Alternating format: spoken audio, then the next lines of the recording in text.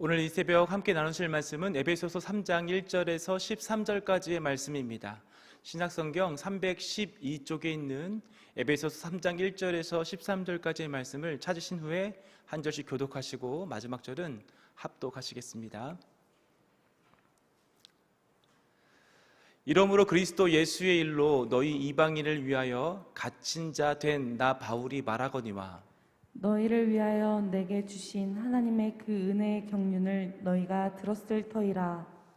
곧 계시로 내게 비밀을 알게 하신 것은 내가 먼저 간단히 기록함과 같으니 그것을 읽으면 내가 그리스도의 비밀을 깨달은 것을 너희가 알 수 있으리라.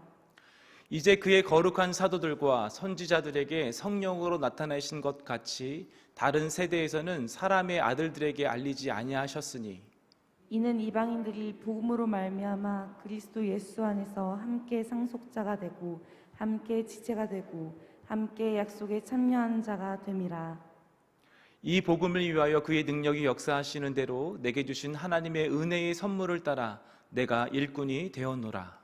모든 성도 중에 지극히 작은 자보다 더 작은 나에게 이 은혜를 주신 것은 측량할 수 없는 그리스도의 풍성함을 이방인에게 전하게 하시고 영원부터 만물을 창조하신 하나님 속에 감추어졌던 비밀의 경륜이 어떠한 것을 드러나게 하려 하심이라.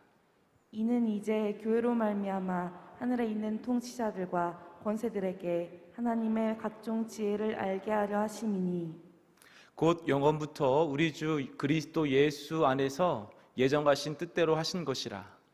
우리가 그 안에서 그를 믿음으로 말미암아 담대함과 확신을 가지고 하나님께 나아감을 얻느니라. 그러므로 너희에게 구하노니 너희를 위한 나의 여러 환난에 대하여 낙심하지 말라. 이는 너희의 영광이니라. 아멘. 주의 법을 사랑하는 자에게는 큰 평안이 있으리니 그들에게 장애물이 없으리이다. 주의 법을 사랑하는 자에게 큰 평안이 있으리니 그들에게는 장애물이 없으리라.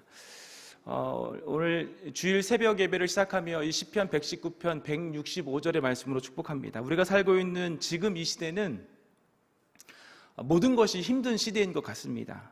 청년들에 대해서도 취업이나 취업은 물론이거니와 결혼뿐만 아니라 또 출산 아니면 집을 사는 문제까지도 참으로 어려운 시대라고 우리가 꾸준히 듣고 우리가 지금 느끼고 있고요. 그리고 코로나라고 하는 참 어려운 시간이 2년 넘게 이렇게 흘러가면서 건강으로부터 굉장히 위협을 받고 있습니다. 코로나가 끝날 것 같지만 또 다른 질병들이, 새로운 질병들이 우리 가운데 들려지게 되고 이해할 수 없는 상황에서 가까이 계신 분들이 돌아가시거나 참으로 어려운 일들이 참 많이 발생하는 그런 시대인 것 같습니다. 추석이 얼마 안 남았는데 뉴스에서 이런 뉴스가 계속 나와요. 물가가 비상이라고. IMF 때보다 더 많은 물가 상승률이 있다고. 20년 이전보다도 더 어려운 시대라고. 그러니까 들려지는 소식들 하나하나 이렇게 들어보면, 하나하나 이렇게 개수해보면 참 평안하기가 어려운 시대에 우리가 살고 있구나. 우리가 평안을 이야기하고 믿음 안에서 평강을 찾고자 하지만 우리가 살고 있는 시대, 우리 안에 이 둘러져 있는 모든 것들이 평안하기 어려운 시대에 살고 있구나, 그렇게 생각을 해봅니다. 그럼에도 불구하고 이런 시대에 살고 있는 저와 여러분들이 이 시편 119편 165절의 말씀이 이루어졌으면 좋겠습니다. 시대에 따라서 좀 다른 인사법이 있었죠. 예를 들자면 전쟁으로 이렇게 참 일제시대에 어려운 시대에 이렇게 살았던 때에는 밤새 평안하셨습니까? 우리 이렇게 인사를 했었습니다. 밥 먹기 어려운 시대에는 식사하셨습니까? 이렇게 인사하셨죠. 요즘에는 이렇게 인사해요. 괜찮으세요? 별일 없으세요? 하도 많은 일들이 우리 가운데 일어나니까 그 인사 하나 한마디에도 우리의 어려움들이 참 담겨져 있는 것을 봅니다.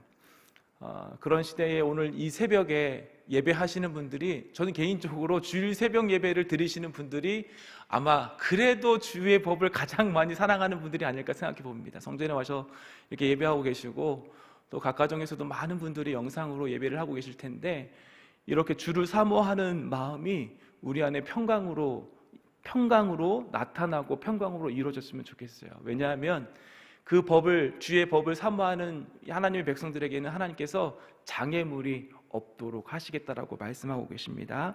다시 한번 이 약속의 말씀이 이 어려운 시대에 지금 이 상황에 이 시대를 살아가는 우리 모두의 삶 가운데 이루어지기를 축복합니다.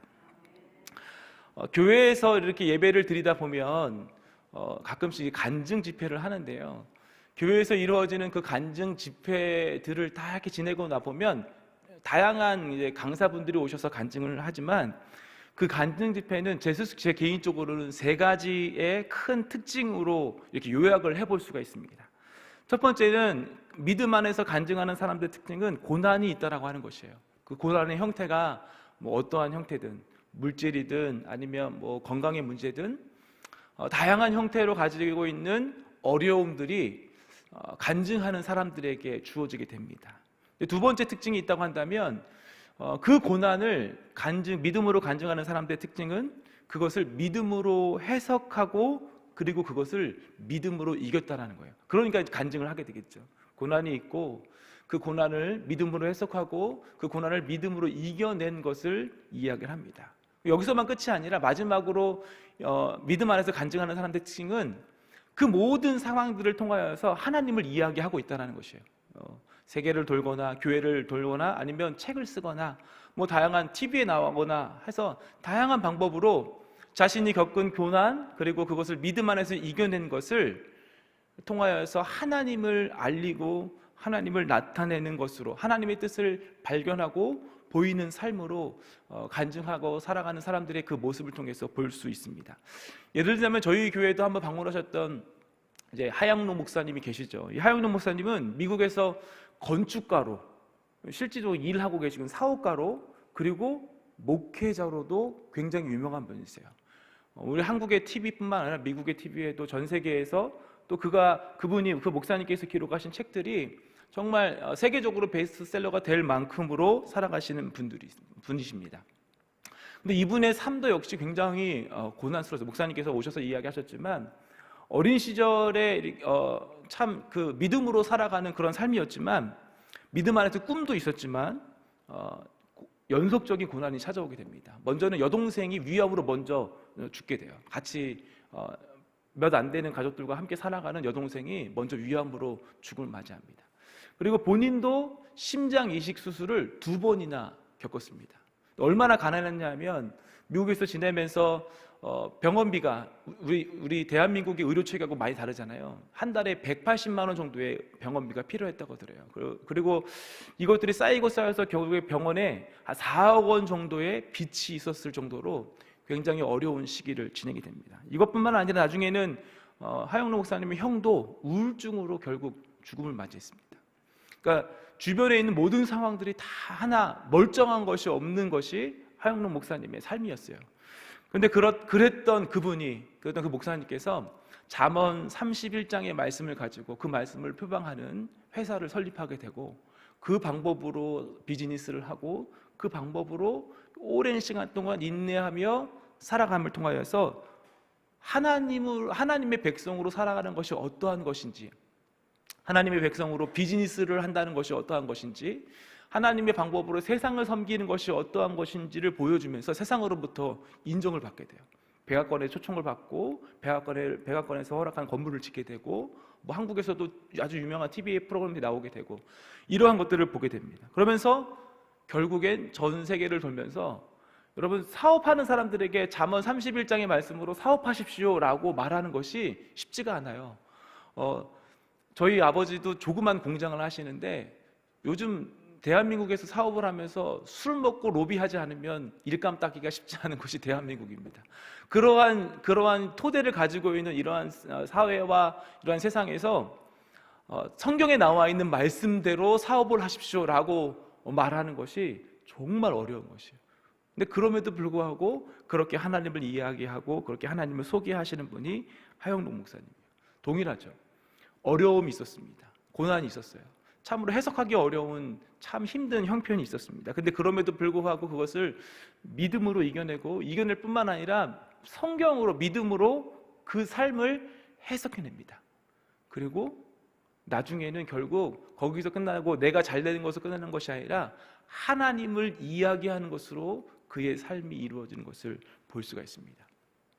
참 재미있는 것은 이렇게 교회에서 간증하시는 뭐 설교자나 이러한 분들, 우리가 이야기를 듣는 그런 사람들의 이야기뿐만 아니라 성경에 나오는 사실은 대부분의 인물들도 요 세 가지의 공통점을 가지고 성경의 인물들의 삶이 이루어지는 것을 볼 수 있어요. 수많은 인물들이 그렇게 되어지지만 대표적으로 아브라함 역시도 자식이 없는 삶으로 살았습니다. 참으로 어렵고 힘든 인생이었지만 또 그것을 그 아들을 죽여야 하는 형편이었어요. 근데 그러한 아브라함을 성경은 믿음의 조상이라고 이야기를 합니다. 요셉은 형으로부터 종으로 팔려가는 인생이었어요. 꿈의 사람 요셉, 거창한 표제가 있는 사람이지만 사실은 그의 인생의 대부분의 여정은 지금 우리가 상상할 수 없는, 지금으로 생각해 보면 형제들로부터 죽임을 당해야 하는 아주 비극적인 삶을 살았던 것이죠. 다윗 왕도 우리가 위대한 왕으로, 예수님의 모형이라고 말할 정도로 위대한 왕이지만 다윗의 인생의 대부분은 쫓기는 인생이었고, 그리고 왕으로 세워졌음에도 불구하고 왕으로 살 수 없는 인생을 살았던 사람이 다윗입니다. 그 누구보다도 사실은 예수님이죠. 예수님은 하나님의 아들이십니다. 하나님의 아들이 이 땅 가운데 오셨어요. 현현하셨어요. 우리 눈에 보이는 분으로 하나님이 보이는 존재로 오셨습니다. 얼마나 위대한 일이에요. 근데 그분이 십자가에 죽으셨어요. 그것을 통하여서 이 세상을 향한 하나님의 사랑, 인간을 향하여 구원하시고자 하는 하나님의 그 마음을 결국 십자가의 죽으심을 통하여서 보이셨던 분이 예수님의 삶이에요. 예수님뿐만 아니라 대부분의 사람들이 이렇게 성경 안에서 고난과 또 그 고난을 이겨내고 하나님의 뜻을 나타내는 삶으로 모든 성경의 역사들이 이어져 오는 것을 볼 수가 있습니다. 그래서 이런 것들을 생각할 때에 이 오늘을 살아가는 우리에게 있어서 가장 필요한 것은요, 나에게 어떠한 일이 닥칠 때 그것이 고난이고 힘든 일이라고 한다면, 어려운 일이라고 한다면 그 문제들, 우리에게 닥쳐오는 그 상황들을 어떻게 해석하느냐가 우리의 삶에 있어서 굉장히 중요합니다. 만약 우리가 좀 받아들이기 힘든 일이 닥쳐왔을 때, 저도 사실은 그렇거든요. 그냥 별것 아닌 불편한 일이 다가와도 이러한 말들이 너무나 쉽게 나오는 그런 모습들을 볼 수가 있거든요. 우리가 어떤 일을 닥쳤을 때 그 일에서만 끝난다고 한다면 그것은 사실은 믿음이 있나 돌아볼 수 있어야 합니다.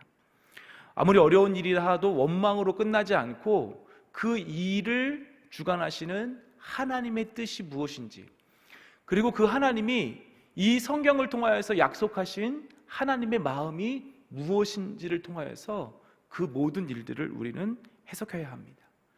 그리고 그 해석을 넘어서 그 일을 통하여서 하나님이 하시고자 하는 일들은 무엇인지, 나를 통하여 그 일을 나타내고자 하는 일은 무엇인지. 어저께 정말 오랜만에 신방하면서 만난 집사님이 계세요. 근데 집사님께서 시댁이 아무도 믿지 않으세요. 남편부터 시작해서 형제들, 시어머니, 시아버지까지 아무도 믿지 않는 분이세요. 근데 추석이 다가오니까 이러한 질문을 하셨어요. 목사님, 추석이 다가오는데 이제 시아버지가 소천하시고 장례를 치르고 나서 잠깐 만난 그런 상황이었거든요. 질문을 하시는 거예요. 지금까지는 한 번도 그런 얘기가 없었는데 이제 시아버지가 돌아가시고 나니까 시댁 식구들이 제사상을 차렸으면 좋겠다. 명절에 한 번도 제사상을 차린 적이 없는데 제사상을 차렸으면 좋겠다. 이렇게 이야기를 하는 거예요. 너무 힘들다는 거죠. 그런 이야기를 이제 남편으로부터 듣고 이제 시댁 식구들로부터 그런 이야기를 들으니까 이전에 생각하지 못했던 신앙의 어려움들이 막 찾아온 것입니다. 고민하고 있는 것이에요. 그래서 무엇을 나눴냐면, 우리 담임 목사님 말씀처럼 정말 성심성의껏 음식을 잘 차려드려야 한다. 그리고 그것을 통하여서 하나님의 사랑이 무엇인지 오히려 나타내어야 한다라고 나눴어요. 그러니까 그분이 정말 많이 고민을 하고 있었는데 그 이야기를 나누면서 이 고난이 우리 가문을 구원하는 방법이 될 수 있겠군요 라는 고백을 하고 나눴어요. 우리에게 닥쳐오는 참으로 불편한 일들을 우리는 믿음으로 해석하는 능력이 있어야 합니다. 그래서 성경에는 고난에 대해서 몇 가지 아주 중요한 힌트를 주는데요. 디모데후서 2장 3절은 먼저 우리를 향하여서 고난을 받으래요. 우리가 그리스도의 좋은 병사, 군사로 살아가면서 그냥 믿음으로 살아가, 이것이 아니라 예수님과 함께 또 또 믿음의 사람들과 함께 바울과 함께 참으로 어려운 사역들을 하면서 고난을 받으라라고 고난에 대해서 굉장히 적극적인 태도를 이야기를 하고 있습니다. 뿐만 아니라 우리가 잘 알고 있는 시편 119편 71절에는요 고난 당하는 것이 우리에게 유익이라고 말씀하고 있어요. 그것을 통하여서 하나님의 뜻과 하나님의 마음과 하나님의 율례, 하나님의 말씀을 통하여서 약속해 주신 것들을 배우게 된다라고 성경은 말씀하고 있는 것입니다. 고난에 대해서 우리가 좀 생각을 달리 해야 할 것 같아요. 오늘 함께 읽으신 에베소서 3장에도 3장 1부터 13절까지 이 말씀에도 이 안에는 아주 중요한 이방인을 향한 하나님의 마음이 담겨 있지만 그 전에 바울을 통하여서 주신 하나님께서 그 바울에게 닥치게 한 고난과 그 고난을 해석하는 바울의 능력이 먼저 표면적으로 드러나는 것을 볼 수가 있습니다. 오늘 본문 1절을 보게 되면 이렇게 말씀하고 있어요. 이러므로 그리스도 예수의 일로 너희 이방인을 위하여 갇힌 자 된 나 바울이 말하거든요. 바울이 자신의 상황을 이야기합니다. 편지를 보내면서 장황하게 설명을 하고 있지는 않지만 딱 한마디로 한 단어로 이야기를 하고 있어요. 바울의 상황은 지금 갇힌 자라고 이야기를 합니다. 우리가 잘 알고 있듯이 바울은 지금 가택연금, 구금되어 있어요. 집 안에서 갇혀서 더 이상 나갈 수 없고 그곳에서의 삶을 해야 하는 좀 뭔가 답답해 보이는 그런 상황이었습니다. 왜냐하면 바울은 지금 하나님을 위해서 사는 삶으로 지금 살아가고 있거든요. 근데 그러한 바울의 삶이 갇힌 자 된 삶으로 살고 있다. 만약 내가 이런 상황이라면 바울은 지금 굉장히 이렇게 간단하게 가볍게 표현했지만 저는 어쩌면 하나님을 원망했을 수도 있겠다 싶은 생각이 들어요. 여러분 바울의 고백이 되게 이렇게 가볍게 고백되어져서 편하게 들릴지 모르지만 여러분들이 지금 여러분들의 사는 집에서 자가격리 일주일이 아니라 10년을 하십시오 라고 해보십시오. 자가격리 일주일의 기간도 좀 쓰셔서 그냥 몰래 나갔다 오고 이러한 것이 우리의 삶인데 그곳에 갇혀서 지내고 있는 바울의 삶은 사실은 쉽지 않았어요. 근데 이러한 바울이 오늘 본문 마지막 절 13절에 이렇게 이야기를 해요. 우리 13절 말씀을 한번 다 같이 읽어보도록 하겠습니다. 시작. 너희에게 구하노니 너희를 위한 나의 여러 환난에 대하여 낙심하지 말라. 이는 너희의 영광이니라. 뭔가 순서가 좀 바뀐 것 같지 않습니까? 바울이요 이 편지를 받는 사람들에게 이렇게 이야기를 해요. 여러분 염려하지 마십시오.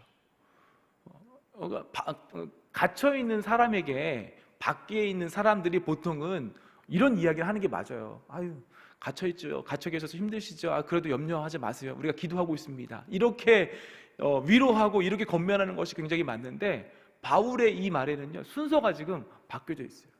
당시에 믿음의 사람들이 당했던 고난은 영화나 아니면 역사적인 책들을 보게 되면 정말 상상 이상이었던 것 같습니다. 어쩌면 초대교인들이 바울마저도 감옥에 갇혔다라고 하는 소식은 굉장히 큰 두려움이었을 것 같아요. 바울로부터 전도받은 사람들이 소아시아 쪽에 굉장히 많았었거든요. 교회들이 굉장히 많이 세워졌거든요. 그러니까 그 사람들이 바울마저도 지금 감옥에 갇혀있다? 이 사실은 어쩌면 믿음을 이제 막 시작한 초대교인들에게 굉장히 큰 두려움이었을 수도 있을 것 같아요. 근데 이러한 사람들을 향하여서 오히려 감옥에 갇혀있던 바울이 그 사람들에게 권면을 합니다. 여러분 환난에 대해서 낙심하지 마십시오. 내가 지금 감옥에 갇혀있는 것을 들었을 텐데 그것 때문에 여러분 오히려 낙심하지 마십시오. 바울이 다른 사람들을 권면을 하고 있습니다. 이런 거죠. 병원에 입원한 사람이 병문안 온 사람들을 오히려 더 걱정하고 오히려 더 위로하는 형태가 지금 바로 이 상황인 것입니다. 근데 여러분 바울이 이렇게 할 수 있었던 이유는 무엇일까요? 바로 아까 우리 오늘 말씀을 시작하면서 말씀드렸던 그러한 삶의 해석의 능력 때문입니다. 고난이 있지만 그 고난을 어떻게 해석하고 그 고난을 통하여서 하나님이 무엇을 하시고자 하는 것이 바울에게는 분명하게 서 있었습니다. 그것을 오늘 편지의 내용에 쭉 설명하고 있지만 그 중에서 7절 말씀을 한번 같이 읽어보도록 하겠습니다. 7절입니다. 이 복음을 위하여 그의 능력이 역사하시는 대로 내게 주신 하나님의 은혜의 선물을 따라 내가 일꾼이 되었노라. 제자훈련에서 암송하고 계셔서 지금 여기 계신 대부분의 성도분들이 다 암송하신 말씀이라고 생각이 돼요. 근데 이 말씀은 그냥 고백하는 것이 아닙니다. 바울이 감옥에 갇혀 있고 참으로 신세 한탄을 해야 하는 상황에서 오히려 다른 사람들을, 이 소식을 들은 사람들에게 위로하면서 자신의 삶을 해석하며 고백하는 것이 에베소서 3장 7절이에요. 자기가 비록 감옥에 갇혀 있는 신세 한탄을 해야 하는 그러한 형편이지만, 참으로 안타까운 일에 내가 처해 있는 것 같아 보이지만, 이것은 다른 것이 아니라 하나님께서 나에게 주신 분명한 목적이 있다. 첫 번째는 복음을 위하여, 그리고 이 모든 것이 하나님께서 역사하시는 것이다. 그리고 이것이 어쩌면 내게 주신 하나님의 은혜의 선물이다. 결국 나의 삶을 통하여서 이방인을 구원하시고자 하는 하나님의 이 일을 나타내는, 나는 복음의 일꾼이 되어 있다라고 하는 바울의 고백이라는 것입니다. 여러분, 이것 때문에 사실은 바울이 이 13절에 여러분 너무 염려 마십시오, 이러한 말로 이 소문을 듣는 사람들에게 위로할 수 있었던 것입니다. 좀 비슷하게 동일한 상황에서 바울이 디모데후서 2장 10절의 말씀에서 이렇게 고백합니다. 그러므로 내가 택함 받은 자들을 위하여 모든 것을 참음은, 내가 지금 당하고 있는 이 모든 상황들을 참을 수 있는 것은 그들도 그리스도 예수 안에 있는 구원을 영원한 영광과 함께 받게 하려 함이라. 바울이 지금 자기가 당하고 있는 고난 가운데 참을 수 있는 이유는요, 이 일을 통하여서 그들, 이 복음의 소식을 듣는 사람들도 하나님께서 구원하시고자 하는 하나님의 계획과 일들에 오늘 에베소 3장 7절의 말씀처럼 내가 일꾼으로 지금 서 있다라고 하는 상황 해석의 능력이 있기 때문에 그래요. 여러분, 오늘 설교의 제목이 있습니다. 설교의 제목을 한번 띄워주실까요? 오늘 설교의 제목은요, 상황 해석 능력이 믿음의 레벨이다라예요. 여기서 좀 의아한 말이 있죠. 믿음은 레벨이 없는데, 믿음은 이렇게 좀 등급이 없는데 좀 레벨이라는 단어를 제가 썼습니다. 원래 믿음은 레벨이 없어요. 믿음으로 모든 사람이 동일하게 구원받는 것입니다. 그런데 믿음을 가지고 이 세상을 살아가는 데는 조금 어떤 이런 차이가 좀 있는 것 같아요. 예를 들자면 우리 코로나 시작할 때 담임 목사님께서 주셨던 이사야에서 7장 9절 마지막 절에 보면 너희는 굳게 믿지 아니하면 굳게 서지 못하리라라고 말씀했어요. 그러니까 믿음 안에도 굳게 믿는 믿음이 있고 그렇지 못한 믿음이 있는 것 같아요. 시편 125편 1절에는 이렇게 말씀하고 있습니다. 여호와를 의지하는 자는 시온의 산이 흔들리지 아니하고 영원히 있음 같도다. 믿음이 산이 흔들리지 않는 것 같은 그러한 믿음이 있다라고 이야기를 해요. 이사야서 26장 4절에는 너희는 여호와를 영원히 신뢰하라. 주 여호와는 영원한 반석이십니다. 영원한 믿음도 있는 것 같습니다. 마태복음 15장 28절에 예수님께서 여인을 향하여서 칭찬하실 때에 이렇게 칭찬하십니다. 이에 예수께서 대답하여 이르시되 여자여 내 믿음이 크도다. 큰 믿음도 있는 것 같아요. 믿음은 다 동일하지만 성경에 이렇게 주변 이렇게 쭈뼛쭈뼛 살펴보면 그 믿음을 가지고 살아가는 삶에는 좀 뭔가 이렇게 좀 요즘 아이들 말로 레벨이 있는 것 같아요. 레벨이. 오늘 이 새벽 예배하시는 성도님들을 이 모든 상황들을 해석하는 능력을 통하여서 믿음의 레벨이 좀 높으셨으면 좋겠습니다. 그 믿음들을 가지고 오히려 원망과 아니면 또 슬픔, 거기서 머물러 계시 마시고 믿음으로 우리에게 닥쳐온 모든 상황들을 해석하셔서 오늘 바울의 고백처럼 오히려 다른 사람들에게 위로가 되고 오히려 다른 사람들에게 소망이 되는 그러한 믿음의 사람들이 되시기를 주의 말씀으로 축복합니다.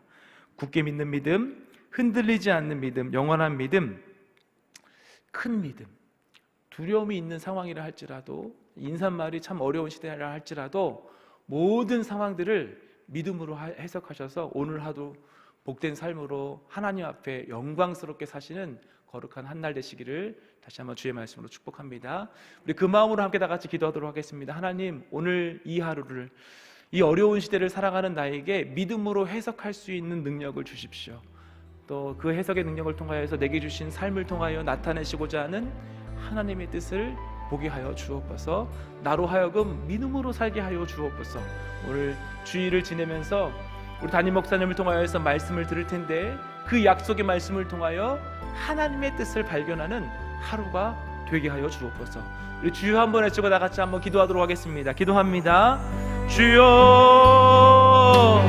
하나님 오늘도 우리의 삶 안에 하나님께서 믿음을 더하여 주시기를 간절히 소망합니다.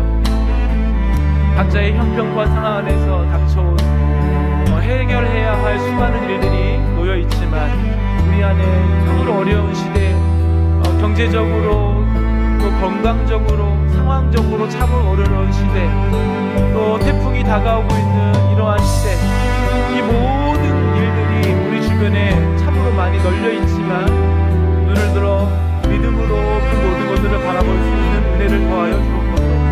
오히려 고난당하는 우리가 고난받지 않는 다른 사람들을 위로하는 바울과 같은 그러한 믿음을 가질 수 있도록 우리의 모든 일들을 믿음으로 성경으로 말씀으로 해석해내는 삶이 되어주도록 주님 도와 주옵소서. 특별히 거룩한 주일을 시작하는 새벽의 시간입니다. 이 새벽 이렇게 성전에서 기도하게 하신 하나님, 이 새벽 각 가정에서 주의 말씀을 듣게 하신 하나님 모든 하나님의 백성들이 이 거룩한 주일을 지내며 다른 어떠한 것보다도 하나님의 말씀을 듣게 하여 주시고 그 들려주는 말씀 안에서 하나님의 약속을 발견하며 그 약속의 말씀을 붙잡으며 굳게 믿고 굳게 서는 믿음의 백성들이 되도록 축복하여 주옵소서. 그 말씀으로 우리의 삶을 해석하며 살아가도록 주여 붙잡아 주옵소서. 우리의 형편에 우리의 일들 안에 목매이지 않게 하시고 우리의 상황들 안에 하나님 그 모든 것들 안에 매여있지 않게 하여 주시고 눈을 들어 하나님을 보며 그 약속하신 약속의 말씀을 붙잡는 귀한 믿음의 삶이 될 수 있도록 오늘 하루 도와 주옵소서. 이 새벽을 시작하며 1부부터 3부까지 또 각 구성 예배마다 세우게 하신 섬기게 하신 귀한 섬길들 기억하여 주시고 주의 성령으로 충만케 하여 주시사 주의 마음을 가지고 섬기며 예배할 수 있도록 그렇게 드려지는 모든 예배와 섬김들이 하나님 앞에 드려진 영광의 찬송이 되어지도록 오늘 우리의 삶을 받으시고 함께하여 주옵소서.